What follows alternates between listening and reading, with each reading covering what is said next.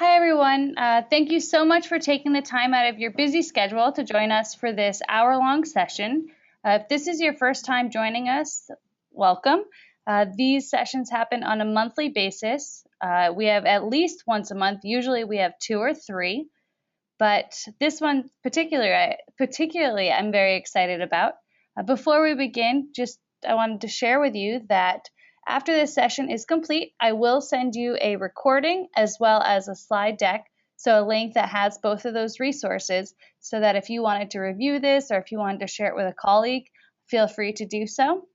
The other thing I wanted to mention to you is as this session continues through GoToMeeting, if you have any questions, feel free to post those questions there, and either Elahe will answer them in the GoToMeeting chat question section, or she'll ask me. All right, so before we begin, of course, it's important to know what we're talking about. So today's topics are, we're going to start with how to get started with integration. I see that some of you who are on this call have already started this process, and you may be one step ahead, but it's always good to know how that progression works. Our next training topic is to focus on the data exports that you can have within iFormBuilder. So understanding what you get with the data feeds and the post data URLs. Then we have some integration ideas that we want to share with you.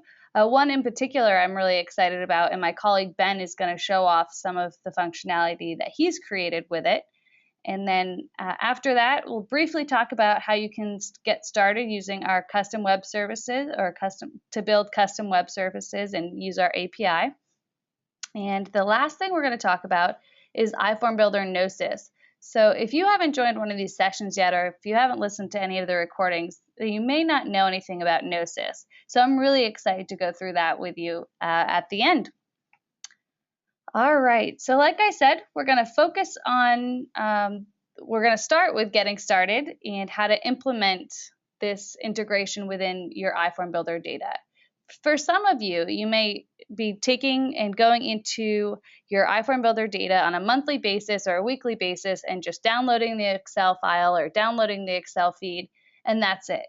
Or you bring it into Excel, then you run a macro, and then you have to move things around. But it's a very manual process. So the reason we want to push you towards this idea of integration and automation is because it eliminates that human error. So if you're always downloading the Excel file and copying and pasting and moving things around, it's very likely, I mean, we're not all perfect, so it's very likely that you may make a little error while you're doing that process. The other part of this is that it automates your workflow. So instead of having to go in every week or every month to download that file, you're then able to just go to wherever you've decided to use as a web service and view that data in real time and see the results without having to do all the manual work. Another reason is that it saves time and money. That's pretty important to some of us, and so having an effective integration is a very big time saver. The last piece here is that through the integration, you have a faster and more comprehensive data processing solution.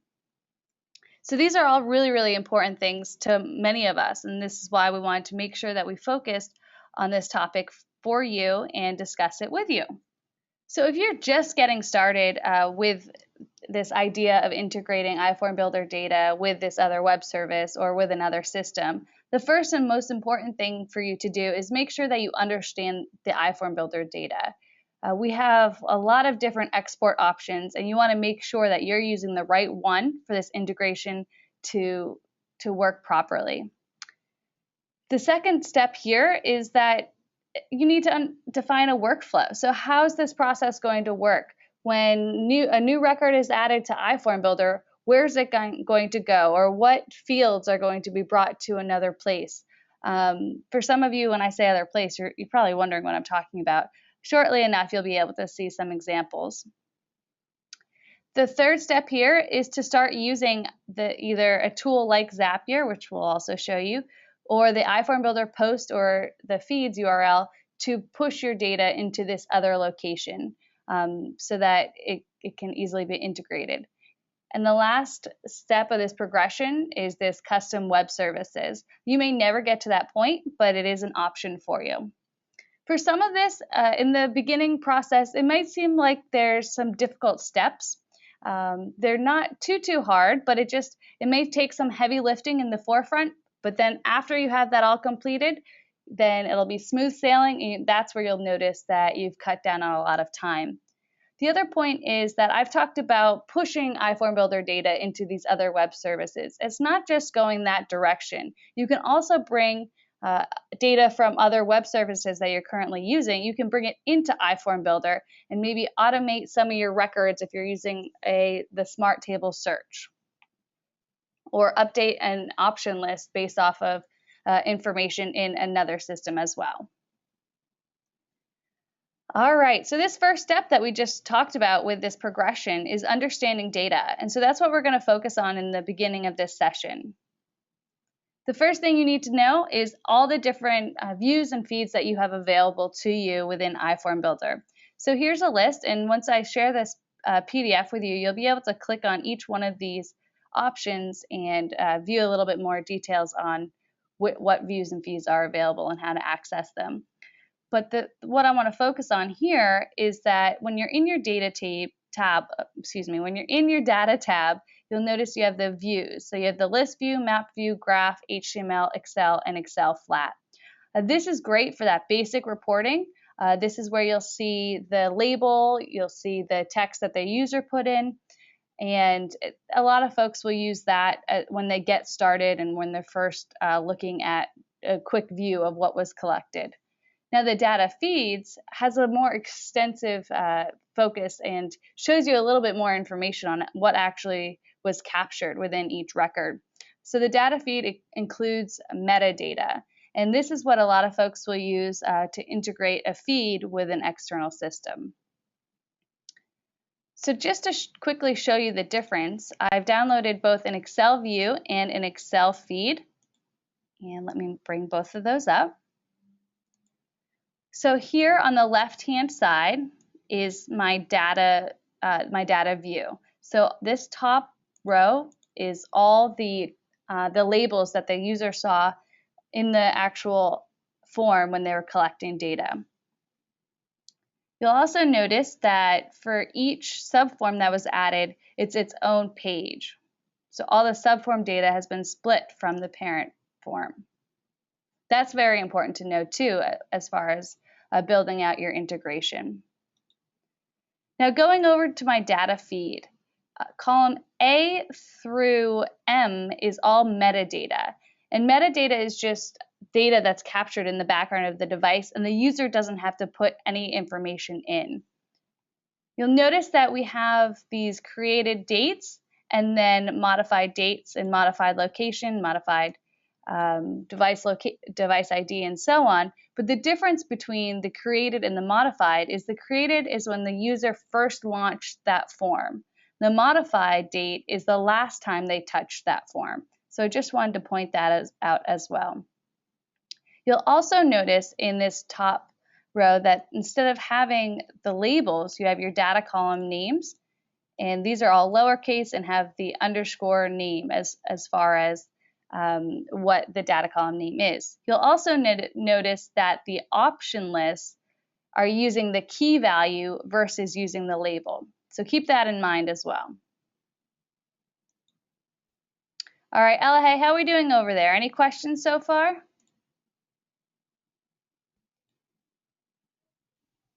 Nope, not so far. We're good to go. All right, great. So this metadata, like I mentioned earlier, it's captured for every record by the iForm application. So once the record hits the cloud, all this metadata is then filled into that data table. Here's the breakdown of all the metadata that's included. So I briefly talked about some of these, but I just wanted to point this out and almost break down what each one of these actually stands for when you're looking at the data feed and the metadata. You also want to note this bottom part that says the server modified date. If you're ever creating a record within on the web portal in the data tab, then it'll capture that data was captured on the server.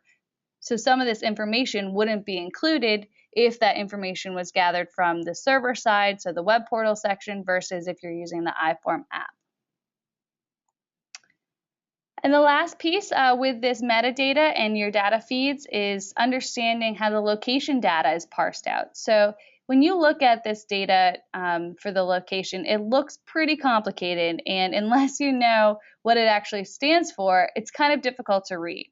So it's knowing that that first number is your latitude position, the second number is your longitude, altitude, and so on. All right, so this next step, we've talked about one way to integrate our data, which is using the feeds. And one other note with the feed is to get a feed URL, it's just hovering over the feeds, and then it's like it says, just press Shift and single click. Now, I was debating whether I was going to tell you guys this or not, because this is something we don't always vocalize, because the feed, you have to use a username and password. And so as far as security measures go, that isn't always the best route. And this is where we strongly suggest using instead the post URL. And the post URL can be found if you go under, if you go Forms and then Form Assignment. And if I select just one of these forms, I'm just going to select my parent form here, and I click Assign. At the bottom of this page, I see a post data. So this is where I can add a new endpoint or edit the endpoint that I currently have in there, or delete an endpoint. Now you might be asking, well, what are you talking about with this endpoint? It really is where you want that data to end up. So every time that this form record is completed, it's going to push this information to its endpoint. So for this instance, for my example here, I used a webhook and Zapier for that URL. As you notice, you can actually have more than one. So if you want your data to go to maybe a CRM system, or maybe you want it to go, like I have, to WebMerge or to Zapier, or you want to go to WebMerge or any of these other web services that give you this URL, you can set that up here. When you're looking at it, though, I want to make sure you understand some of the questions that it's asking. So the first one, when you're creating a new endpoint, it's just giving it a name. This can be whatever name you want it to be, as long as you can remember what it is later on. And the next is to use that endpoint URL. And so this is where some of these web services will give you that URL to be placed in this section. From there, you can decide if you want it to be a JSON or an XML format. And then you have the content type. So if you want it to be a native application, or JSON is what I have set up here. You then also have to place in an email address. So if an error occurs, so if there's any problem delivering that data to your specified endpoint, for instance, if maybe the link was wrong, or if that website changed, if there's any kind of problem with that, then you need to be aware of that. And that's where you want to place your email here so that you receive that error message. I like to always include the notification email. So if it fails, then that's where I'll receive that. And the last piece here is something that we added more recently, which is this guaranteed delivery. So this is an option that you most likely want to turn on so that you're aware that this post is going to try to deliver a couple of times until you receive that email after, if it fails. If you can see in this little text at the bottom, I've broken down when the guaranteed delivery will try again. So if it fails the first time, then it'll wait 1 minute. If it fails the next time, it'll wait 5 minutes, 30 minutes, 6 hours, and then 24 hours. And at that point, if it fails, you'll receive the email. All right, before I go any further, are there any questions, Elahe? Yep, we have one. Does the Zapier post endpoint include subforms? So when you build out your Zapier integration, it can and does include subforms as long as you've already captured data. So one note that I was going to talk about in a little bit, but this is a perfect time to mention it, is that when you're connecting your iFormBuilder account to Zapier, you want to make sure that you've completed your whole record within iFormBuilder and every field has been completed. So then when you are calling to that subform and that subform data within Zapier, it recognizes it as a field for that connection. If you haven't completed all the fields in your record or in your form, then it won't be able to identify that portion in Zapier. Cool, thanks. And then two more. Can they post data directly to a hosted SQL server? As long as you can get a URL and there's no security problems, yes, you can. Awesome. And how do you integrate with SharePoint? Oh, good question. SharePoint. So there's been an interesting discussion, and I've been looking into it more recently, because a lot of people have had this interest with using Microsoft and using the Microsoft Cloud. Currently, there's no way that I am aware of that you can use that unless you're able to use our API and push it to SharePoint. I know Zapier has been looking into trying to use SharePoint because there's been a lot of interest there. But with our post URL, I know Ben, he's around here as well, but to my knowledge, no one has been able to use our post URL with SharePoint. But I'll get back to you on that one. That is a good question. Anything else, Elahe? I love all these questions, so keep them coming, everyone.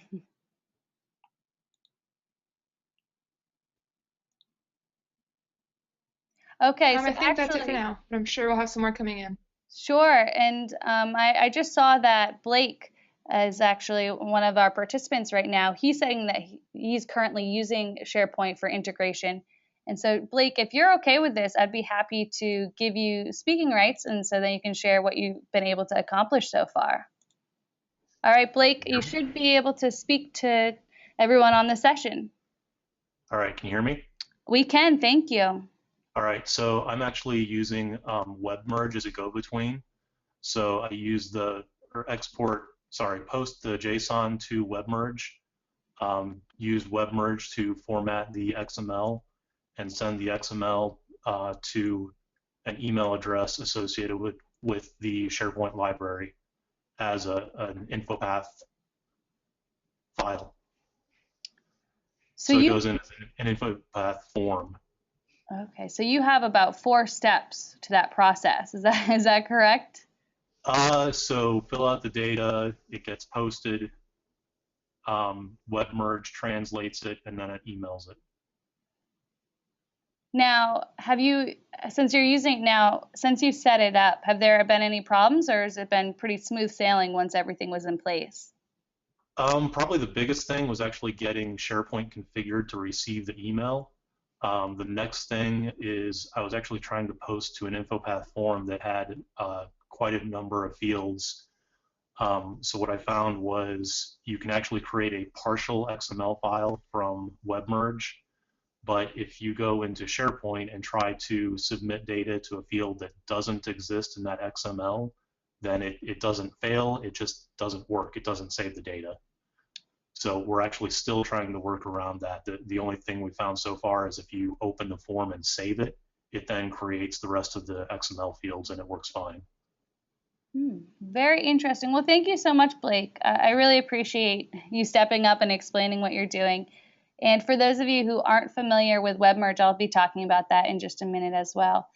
Yeah, Blake, if you want some more details on that, feel free to give me a call and we can try and document it a little better if you want. Yeah, I was just going to ask you that. That would be wonderful if we can put that down, because there have been a large amount of questions specifically about SharePoint. So having some workflow or learning from you would be fantastic. Sure. All right. Well, Blake, I'm going to mute you again unless you have anything else that you want to add too. Nope, that's it. All right. Well, thank you again. Sure. All right, Ella, are there any other questions? Nope, that's it for now. All right, so going forward, we do have some of these integration ideas, and WebMerge was the one that Blake was just talking about, and I'll show you that in just a minute. But some other ones are, we have Folio, Zapier, CartoDB, ArcGIS, and Zoho. These are just like 1 in a million of these types of web services that we've actually played around with. There's so many out there, and depending on if you have another web service that you're using, it could already have these post URLs that you can access. But again, these are just some that we've played around with. These are some of the paid solutions that we've worked with. Some of these, like Zapier, will start out with a free trial, and then at a certain point, you will have to pay based on how much interaction you have. But we also, after I go through this portion, I'm really excited to go through the integrations that we've built with Google. And that's where I'm going to ask my colleague Ben in just a moment or two to discuss what his team has been able to do, which is pretty amazing. But the first one that we're going to talk about is Zapier. So Zapier is just a way to automate your workflow without having to use API. It basically is using the API in the background, and it makes your life a lot easier just using Zapier. It's almost like your middleman, or I guess you could think of it as your mail carrier.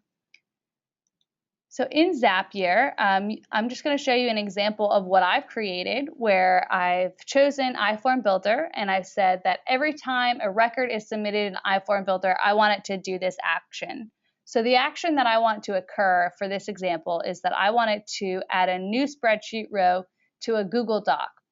Both of these sections are in Google Doc. I've already set up a form, and I've already set up a spreadsheet. So this is the spreadsheet that I set up, and I had to have at least the titles for each one of these. So this was done before I started with my Zap.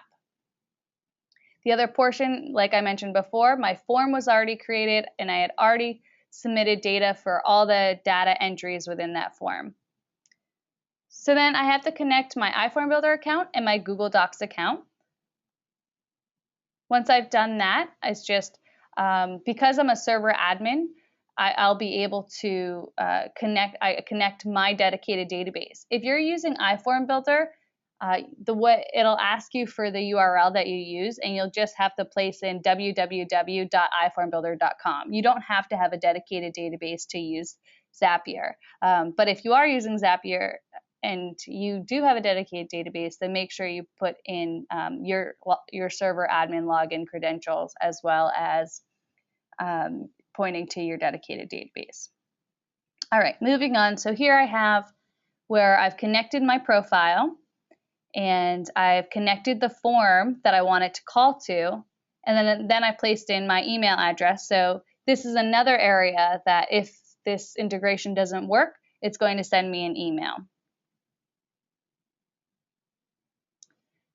From there, I have to match up my two pieces. So I have to match up the form in iFormBuilder and my spreadsheet in Google Docs. So I selected the Android Training Assessment Google Doc form that I created, and it's all on sheet 1. And then I had also, you can't see this, or I guess you can see it here, but I had the two connected. Once that's done, I test the Zap, and then I turn the Zap on. And from there, every time a new record is submitted through iFormBuilder, a new row is added to my spreadsheet. So as you can see, that's pretty easy. Now, granted, the workflow that I want here is also pretty simple. So if you wanted to have a more complex workflow, then you'll have to add some different, you can try to customize it as much as you want with Zapier, but you'll want to keep in mind what it is that you actually want to achieve and if Zapier can do it. Because if Zapier can't do it, it may be time to start using a custom web service for that. But with Zapier, the triggers that you have available to you and the actions from iFormBuilder. So the triggers is that first step. So what do you want triggered based off of something that happens in iFormBuilder? But of course, it can go the other way. So maybe you're using a CRM tool like Salesforce, and you say every time a new user or a new person is added here, I want them to then be added. I want to then create a new record for my Smart Table Search. I want to create a new record where all their information is listed in iFormBuilder. So the another example that we have is WebMerge, and this is where Blake was saying that they're currently using WebMerge. WebMerge allows you to really customize what these reports look like in iFormBuilder, you can see on the left-hand side, that's just the basic PDF that you can get, or a PDF or HTML report from iFormBuilder. It's pretty difficult at this time to customize what that looks like. So then with WebMerge, you can change that appearance, change where some of these fields are displayed, and if they are displayed, and have the subform data and the parent form data all in one table if you wanted to, instead of having it split up like it is with the iFormBuilder. Another tool is Folio. So Folio is one of the dashboard tools that we played around with. There are tons out there. I mean, I feel like every time I wake up, there's another dashboard tool, but they're great. You're able to, with Folio, you're able to push your data into from iFormBuilder into Folio and see the results in real time. So no longer will you have to just wait around to then manipulate the data in Excel. You can see it all in Folio. And then the last one here that I'm just going to talk about is our integration with ArcGIS. So if you're using ArcGIS currently, if you're using ArcGIS online, then we have built out this connector so that every time a record is submitted in iFormBuilder, you can add a point to your map in ArcGIS. And there's a lot more that you can do with that, but that's just a basic overarching experience that you would have using the connector. So in just this little screenshot, it shows you that you've connected both your Esri and ArcGIS accounts, and then you can have your specific forms that you want to connect and point to ArcGIS. You can also import from ArcGIS. So not only can you push to iFormBuilder, but you can bring it in as well. All right, and so this is the section that I'm getting really excited to talk to you about, and then that Ben's going to talk about in just a moment. But this is if you are looking for an awesome way to integrate your data. You can use Google Docs in so many different ways, and we're just going to talk about a couple today. And before Ben goes through this slide, I just want to show you one other piece that you can do within Google, which is you can almost create your own dashboard with Google now. You can integrate it with a spreadsheet. And so every time a new record is added to iFormBuilder, if you have that information set over to the Google spreadsheets, then a new point or a new point of data will be added to these charts that you can create. And these are just some of the samples that they have. This is a geo chart. You have a tree map. Let me make sure I'm bringing all this over so you can see it. A candlestick chart, which I never knew that was called a candlestick chart, so just a little fun fact. The line chart, and then the pie, and even like a motion chart, which is right over there. So that's pretty neat. So those are just some of the examples that they have within Google. So if you wanted to build out your own dashboard, you could. All right, Ben, I'm going to hand over presenting rights to you at this time so that you can show off all the awesome stuff that you've been working on.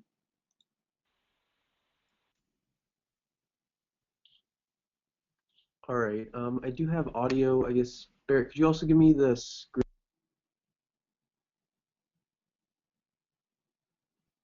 I'm showing my screen.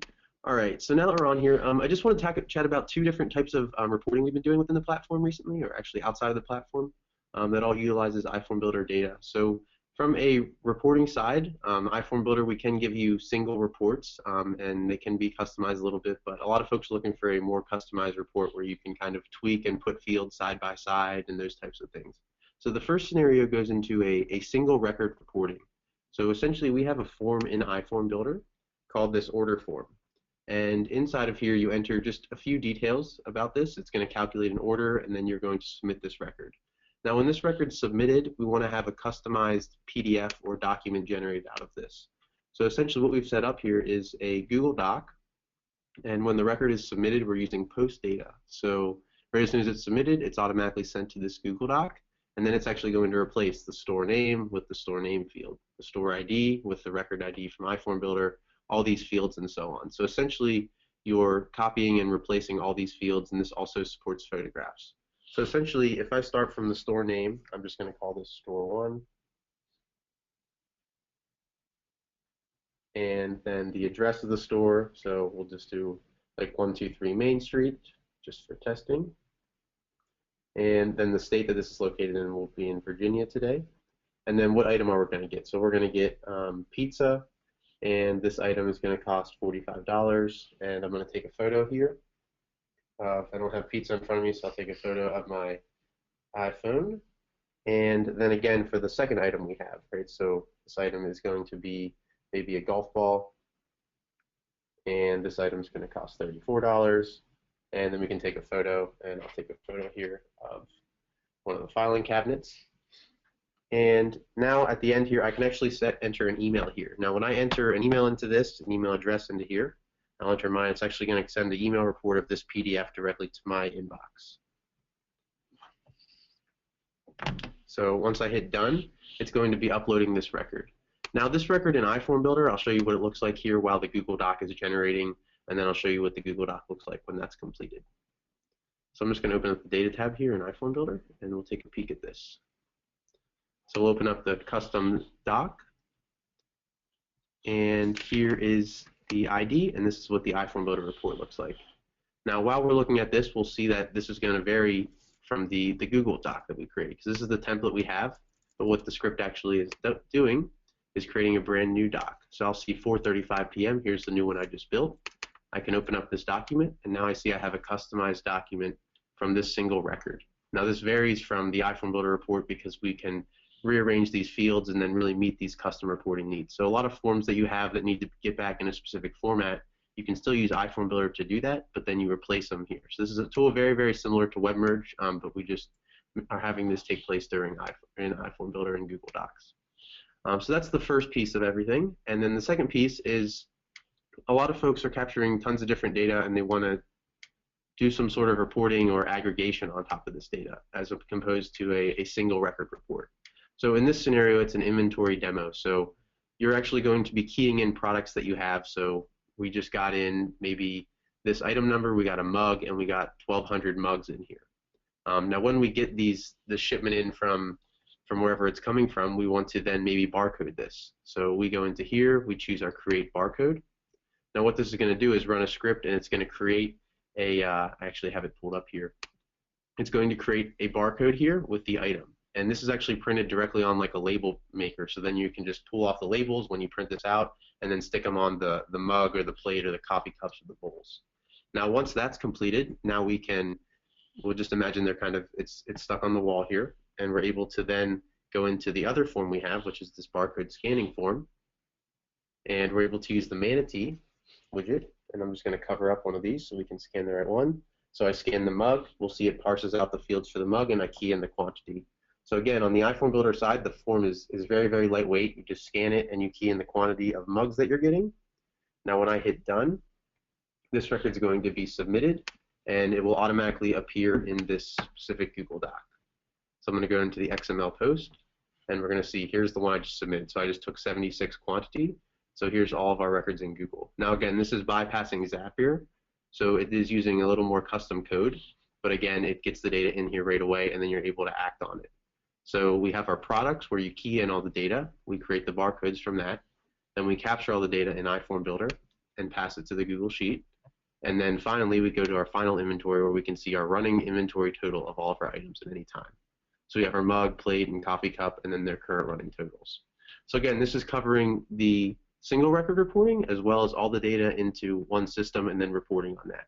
Now this also does work with subforms. I just didn't show it today because it is a little more complex to set something up like that, but it does definitely work with all of the iFormBuilder data structures, and it's a pretty viable solution when you're looking for reporting needs. So that's really all I had from the reporting side here, but again, it's a combination of iFormBuilder doing the forms and the data collection, but then when you need some sort of reporting tool, going to Google or any of these other third-party tools that Barrett's speaking of are very viable options. So Barrett, I guess I'll pass it back over to you. All right, thanks, Ben. I think what you're doing is just awesome, and I'm amazed every time you guys show that to me, especially with the barcode creating. I mean, there's nothing like that. That's just fantastic. That's great. It's very, very cool. So anyone that wants to learn about us too, I'd be more than happy to go over some things with you and share some of the code we've written to get that implemented for your projects. And Ben, just to share with everybody else too, this is something that you were brought into because it was a project that a customer wanted. And then from their needs, you found that Google was the best solution. Is that correct? Certainly. So we kind of went around and seeing what solutions would work, right? I mean, they may have some reporting systems in their back end, but a lot of times those are harder to code. And we found that Google, since it uses JavaScript just like iFormBuilder itself, it was a very viable option for building and configuring everything how we wanted to. And it's very quick prototyping. I mean, I can put this together in very limited time now just because of kind of the experience we've had with iFormBuilder and now the experience we have with Google. So we can do a lot of pretty neat reporting on it. Well, thank you, Ben. And I know some folks had asked about the knowledge base articles, and I shared the 2 that I have. We are going to be publishing more knowledge base articles on this type of functionality and this type of integration, but at this time, we're still a little bit limited. So you'll just have to, I guess, pay attention and keep looking for it. And if you don't see it in the next month or so, please come back to us and remind us that we need to get that done.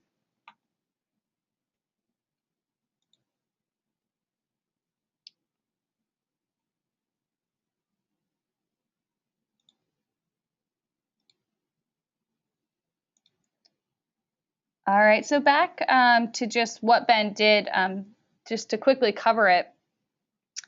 With iForm to Google, you're able to just not only do that spreadsheet integration, but like he showed us, that barcode creation. And you can also do aggregate reporting and create a dashboard, very similar to that charting that I showed you earlier. Another solution is to have information go from Google into iForm. I didn't pull up this example that I have, but what I've done is I found that sometimes there are groups that won't necessarily be out in the field when they're collecting data, and they'd much rather use their laptop to input some of this information. If it's a really basic form, just almost like name or first name, last name, date, and a couple maybe multi-select options, what I've done is I've actually created a Google form. And once the user finishes that Google form, it updates a record within Google Spreadsheets, and then there's a trigger that goes into iFormBuilder, and then a new record is then added to the iFormBuilder database showing the information that the user put in for the Google form. Now there's another portion that I want to show you, and that just happens to be about the integration with the mapping and the Google Maps. Now, I did have more to this page, so I guess I'm looking at the wrong PDF, but I'm sorry about that. But one thing that you can do with iFormBuilder is you can use the iFormBuilder third-party widget in your form. And what that will do is you can actually use a location point, and it'll call and show that location point on a map. So for instance, if you place in the lat and longe for a specific, using the URL scheme for a specific location, then that can then be shown to the user. Another thing that you can do is you can add layers to your Google map, and you can plot points with Google to show all the areas that the data was collected. So that's pretty neat. That's something that we're still playing around with and figuring it out ourselves. And we'll be sending out more information on that eventually.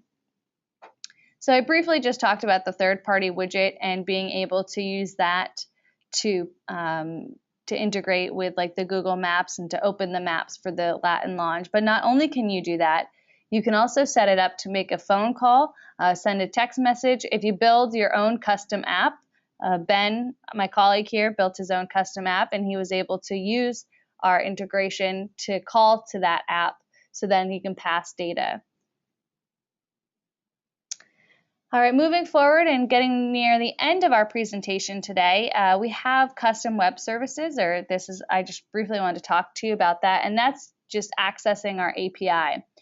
So if you're unfamiliar with API, it's a way to call to a web service and create a script to do some sort of functionality. So we have a lot of documentation here, but the idea is everything that you can manually do in iFormBuilder, you can automate it using our API. And using this API, you can, you redefine your workflow. You're able to have that full task automation. I mean, there are some groups who never even log into the iFormBuilder web portal anymore because they've built such a deep integration within their systems, and it's all automated. So either data flows into iFormBuilder and is pushed to their own internal database, or vice versa. Their information comes from their database into iFormBuilder and then pushed to the iForm app, and so on. So there's a lot you can do with it, and it's just knowing where to get started. If you have questions on this, we can answer them here, but we can also answer them with our chat. We have a lot, like I said, we have a lot of documentation, but we also have some good people on our team who'd be happy to get into a little bit more details with you on using a custom web service. Okay, our last topic here is Gnosis. So this is something that's really, really exciting within the iFormBuilder community, and this is something that our CEO, Zi Wang, has been working on so far in 2015, and our goal is to have this in place by October. Fingers crossed that we're able to do this. But the reason behind building out Gnosis is that Z found that many of our customers, they see that they see and they value the good data that they capture within iForm, and then they have this.